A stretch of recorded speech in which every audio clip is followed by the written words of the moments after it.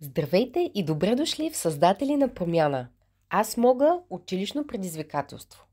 Ние следваме простичък 4-стъпов процес. Почувствай, представи си, направи и сподели, за да помогнем на децата целенасочено да открият своята аз мога суперсила. В предишните 2 видеа споделихме първите 2 стъпки. Почувствай и представи си. Научихме се как да чувстваме, да виждаме със сърцата си и да установим предизвикателството. И как да създаваме иновативни идеи и да разбираме тези, които искаме да приложим. Нека сега да преминем към следващата 3-та стъпка – направи. Тук идеята е да запретнете ръкави, да излезете в реалния свят и да приложите идеите си в действие. Значимите умения, които децата ще развият в процеса на направи, са критично мислене, планиране, документиране и лидерски умения. Започнете стъпката направи, като поканите децата да работят върху създаването на план за действие. Докато планират, поканете ги да отговорят на следните въпроси. Какви ресурси и материали ще са необходими? Какъв е бюджетът? Как ще се здобием с него? Колко души ще са необходими? Колко време ще отнеме? Как ще документираме работата си? Работата в екип е от решаващо значение.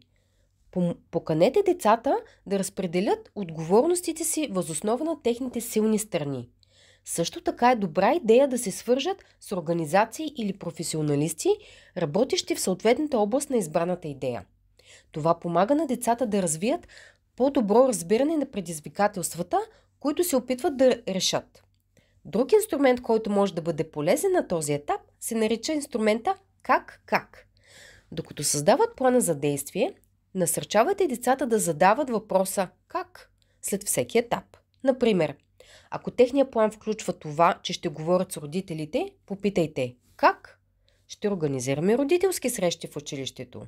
Попитайте «как?» Като ги обявим на училищното събрание. Използването на инструмента как помага на децата да развият своите идеи и планове до най-малките детайли. След като децата имат ефективен план, е време да излязат и да осъществят промяната.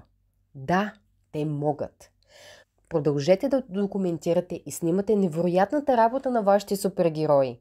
След като промяната е извършена, завършете процеса на направи си с сесия за рефлексия, за размисъл. Попитайте децата, кои 3 неща научихте за ситуацията, която се опитвахте да разрешите? Кои 2 неща научи за съотборниците си? Кое е едно нещо, което научи за себе си? Как смятате, че ще можете да продължите въздействието на вашия проект? Рефлексията помага на децата да преработят това, което са преживели и научили. Това е добър начин да завършите цялото действие. Ето кратък обзор на стъпката направи. Помнете да използвате инструмента как за ефективно планиране. Споделете ясни насоки за ефективно изпълнение.